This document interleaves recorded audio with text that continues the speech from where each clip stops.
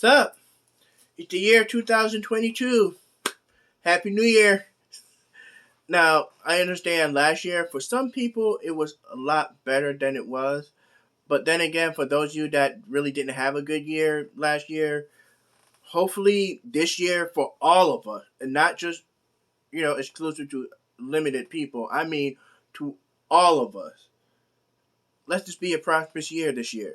In other words, how about we stop stressing out? Stop treating each other like enemies. Actually have fun. Put your hands up, be stressless. Let's just be prosperous. Let's treat each other like people. Really like, have smiling faces. Feel good, you know what I mean? So, like I said, that's all I ask. Let's have this year be a good year. Now, if your birthday's in this month of January, happy birthday. Now, and pretty much, as you guys know, I like doing shout outs, so I'm gonna pretty much give you guys three, which is my normal number, but I feel like being extra nice. So, how about we give four? The first person up is Legendary Sapling. Now, yes, Legendary Sapling do have a YouTube channel, but that's literally a compilation of highlights from his Twitch channel, which I am going to promote because Legendary Sapling, outside of this whole being in front of the monitor, believe it or not, he actually is an actor. He had performed on stage before. And one of the things I like about his stream when he's on Twitch is that, especially when he plays RPG games or JRPG game, and you know how they have those text-based dialogue where it's like there's no voiceover, Sapling, like it's all natural to him, will go out of his way and pretty much animate himself, change his voice, give the dialogue and personality of character through the text dialogue through reading them. Sometimes it's funny, like it is insanely good.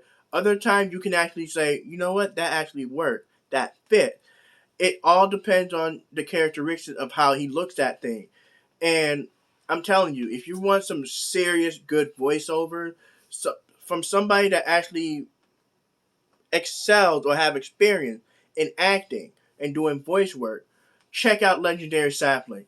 You will not, and I mean you will not, regret it. Now, next person up is Vamp, the anti-hero. Now, in my earlier videos, I have mentioned I like to draw. It's one of my hobbies. I enjoy doing things like that. I like doing the freehand style. I do all different styles and shape, like, American style, Japanese styles, manga style, comic, whatever. Whatever I'm in the mood for at that moment. And I don't do commissions, but Bam, Bam makes portraits. Like, for me, the way I do my drawing is either a pencil, sometimes with pen, and a piece of paper, and I just go to town. You know what I mean? So that's just my style. Vamp is more technologically advanced than that, but especially when he do, let's do some art streams, it's like you'll be, first of all, the setting, the music and everything, you're relaxed. Second of all, like I said, he can draw anything from portraits to emote to even just like his drawing style varies. I mean, I know he has some specific ones that he enjoys doing for himself, but to me, it looked like it could be something like in portraits or in comic book. If you really, really want to see an artist at work and just want to kick back, relax, and have fun, definitely check out Vamp the Anti-Hero. Now, third person is Packers fan. Yes, this is actually a football fanatic who happens to be a fan of Green Bay Packers. I mean, his screen name is Packers fan. That should not be a surprise. But why I'm promoting him is because he's actually very humble. Yes, he wears the head cheese thing. He's very devoted. He will not shy away from how hard of a fan he is of the Green Bay Packers. But he's very humble. If you're going to talk football with him, he'll talk football. He'll trash talk, all that good stuff. But the way he engages with people in the chat room, you can definitely see that he really and genuinely just like, hey, how's you been? What's up? What's new with you? He's very humble. He's very nice. But if you're gonna try to go in there and have a heated conversation battle about footballs and stats and stuff, he's a Packers fan. He's a football fan. He is that stereotype where he will battle you about the stats and everything. But he's really a cool guy, very humble. Definitely check him out. Now, those were my three. The bonus one is Sukanko. Yes, Sukanko do have a YouTube channel. It is Otaku Sukanko. And on there he do a lot of unboxing, and not just that, but he also does this thing where I think it's kind of cool where if it's your birthday, and by all means, check out his YouTube video, put in a comment, let him know when's your birthday, or just go onto his stream and let him know, because what he will do, because this is his thing, he will research that specific day. I'm not joking. The history of that day, the day of your birth, where he will pretty much be like, oh, okay.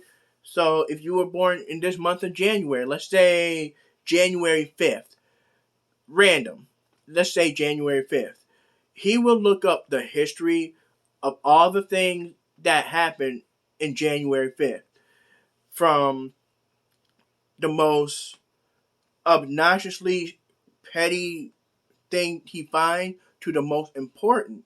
Even celebrities that you shared a birthday with, or historians that did something or discovered something on that day. He will do it. So if you're interested in stuff like that, like I said, check out his YouTube channel or check out his Twitch. Now, for those of you that are already familiar with Sukanku will probably know or recognize him from Transient Player Twitch stream, which is kind of like a bonus plug. You're welcome. So they do collab stream where Sukanku will be on Transient Player stream and they will collab and play game. Sometimes it's a 2-player where they're working as a team. Other time it is when they pretty much is duking it out. A one-on-one battle to see who reigns supreme. So, but other than that, he does his own Twitch stream. He don't have that many followers, but I definitely would recommend checking him out. The way the game he plays is kind of a little bit like Legendary Sapling, except the way he do it is he tend to be more on the comic side, which is not bad. It's like he's trying to give roles and dialogue of the actual characters. Some of it is in a funny way, and some of it is when the way he deciphered how they would sound. But truth be told, definitely check him out. Yes, he do a little bit of drawing, but he don't really stream his drawing artwork. But definitely check him out. So there you go. Those are your 4. Now, topic of this video is pretty much this. My dress. It's been 1 year. Well, technically last month, which was December, was my 1 year anniversary of me having dreadlocks. And pretty much I'm just going to break it down as short as possible. All the things I've learned since having my dreadlock, pretty much living a dreadlock life. Now, if you're starting out, if you want to venture the world or have a journey of having dreadlocks, please understand this. It doesn't matter how much your afro your hair is, like how much it's grown out. It doesn't matter what style of your hair is. Well, that kind of matters. Look, I'm not a hair person. I don't do the hairstyles and everything like that. I'm just going by my own experience from my dreads. So I'm just giving you my tips and advice from my experience. And if you're seeking professionals, definitely look around, search around. I'm pretty sure there's probably a lot of people, but I'm not going to try to use fancy words or confuse you. All I'm going to say is flat out, this hairstyle is the most laziest and complicated hairstyle to have. I'm not joking. Now, here's what I mean. If you're just starting out, as I was saying, if you even have an afro like about here, or if you just have like long hair or straight initial hair or whatever, understand this. No matter how much you fantasize, how much you fantasize about how long your dress will be starting out, it's not going to be that way, because here's what happened. When you wash your hair, you're pretty much washing your scalp too. Your hair, when it's wet, it's very manageable. You can play with it. You can twirl it. You can do whatever you want. It's pretty much free for all. But then your hair dries, and guess what? Or not even when the whoever you trust to do your dreadlocks. I mean, I have a friend, relative that have experience in doing hair and different hairstyles, and she done dreadlocks before. So that's my go-to. I mean, whoever you choose, but make sure you have trust. That's the thing. That's the most important thing. I know I'm interrupting myself, but that's the most important thing. Make sure you have that bond, that trust. Whoever do your dress, or even if you're doing the dress yourself, cool. Me, I'm very, what's the word? I'm very mobile. I'm very, I don't have that much focused attention to just straightly do my own scalp, dreads, because I gotta have extra hands, especially from the back. I don't have eyes in the back of my head. Yeah, it's crazy. But anyway, but make sure it's somebody you actually trust. Don't just hire a person because they're like the number one listed in Google. Talk to them, communicate, form a relationship, not like dating or friend, sort of like friendship, but it's a business setting. Form that trust where you know for a fact, okay, I am giving you my head.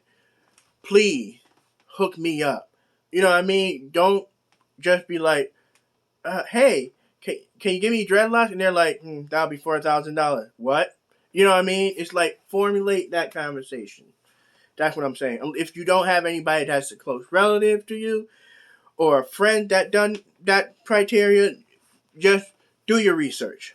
Now, as I was saying, when you start your starter lot, it's going to be small. It doesn't matter how, it's going to be small. And here's why. It's hair. When it's wet, it's manageable. When it start drying or starting to, formulate itself, or, still keep its moisture, it's going to shrink. So that's number one. So that's why a lot of people call the ugly phase in terms of the starter lock, because it looked like worm growing out your scalp. I'm just telling you the truth. That's what it's going to look like. But with that being said, make sure it's a style or something that you're going to be committed to. Like I said, it is the most laziest and complicated hairstyle to have, because there's a lot that goes into it, even though you're being lazy at the same time. Like, for example, if you're first starting out doing starter locks, you're not supposed to wash your hair for 2 months. Yes, I said 2 months. And here's why. Your hair, now everybody's hair, genetically speaking, is different. We are all different. Some people hair grow fast, some people hair grows slow, some people it's kind of like, it's it's there, but we all grow our scalp is all different. The follicles of our hair is all different. So, with that being said, when you're pretty much getting your starter dreadlock started, make sure there's a specific style you want it to be. Like for me, I got the split right here because I don't want the whole mop head look, even though I know for a fact I can get it, but naturally, as you can see, it will always split here. So as long as my dreads grow, there's always going to be a split here. If I wanted to, when it gets long enough, I could, whenever I get to my relative, she can maneuver it or, retwist it, however, so that way not as much be on my face, but it's my choice. That's number one. Another thing, your hair create its own oil. Now, when you're washing, now for example, say you're the type of person that always wash with Head and Shoulders.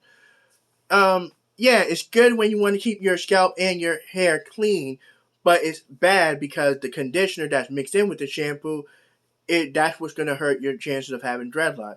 You do not want any conditioner unless it's like the after conditioner or whatever. I'm not a hair person, like I already mentioned, so just don't use conditioner. because the job of the conditioner is it will seep into your hair and it will pretty much cleanse out its oil so that way it doesn't clamp or tangle with your other hair strand.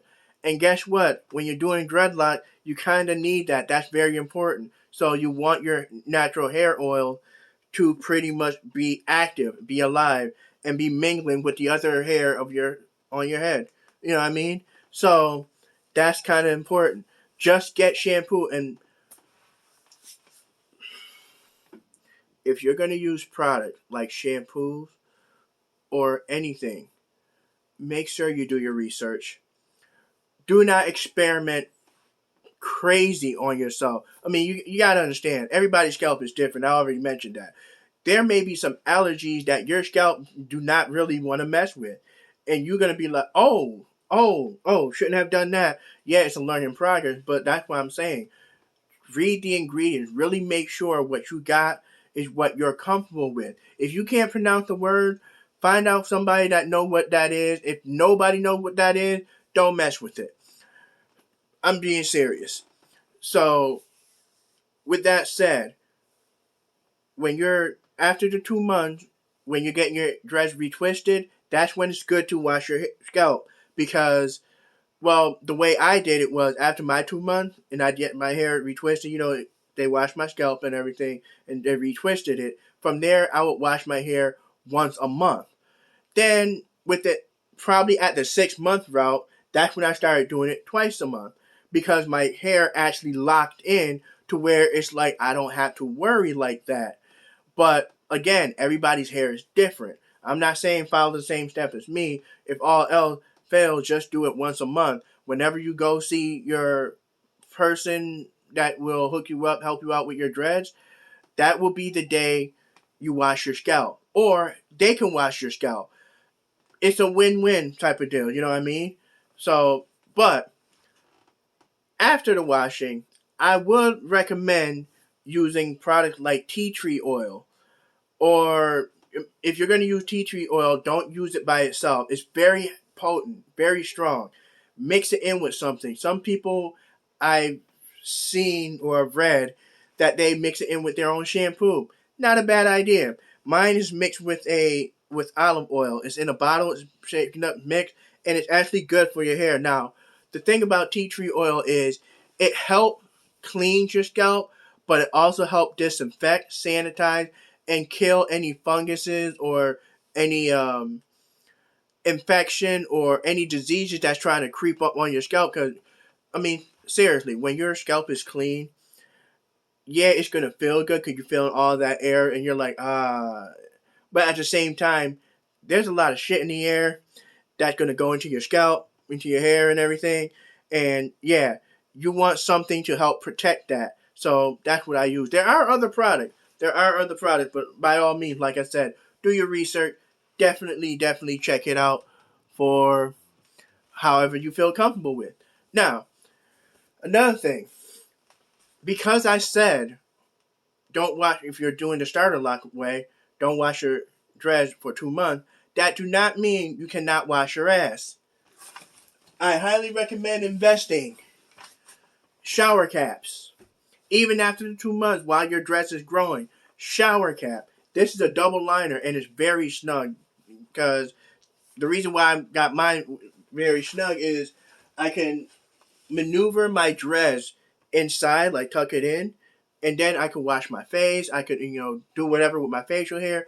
It's all that, and I don't have to worry about water or any form of hydration going into my dress. That's good. That's what you want.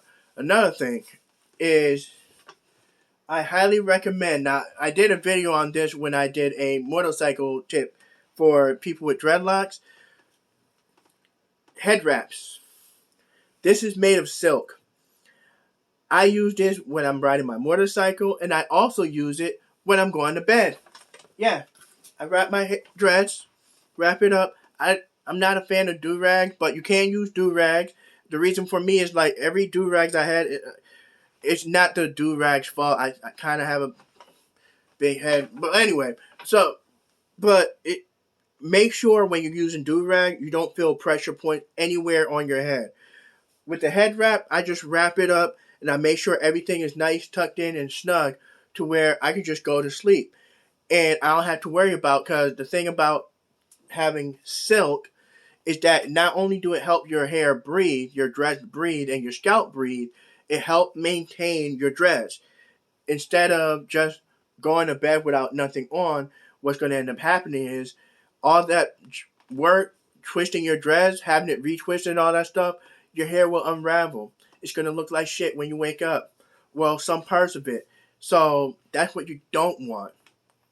Unless it's completely fully locked, I can understand, like, oh, okay. But for me, I use the head wrap. Some people use a head cap. Nothing wrong with that. Like a hair net thing. Cool, whatever. The focus job is making sure it's good enough to keep your dress maintained. Some people get different pillowcases, like the silk one. I'm not going to say yay or nay about it because I have no experience on that. I just use this. So I'm good and happy with this.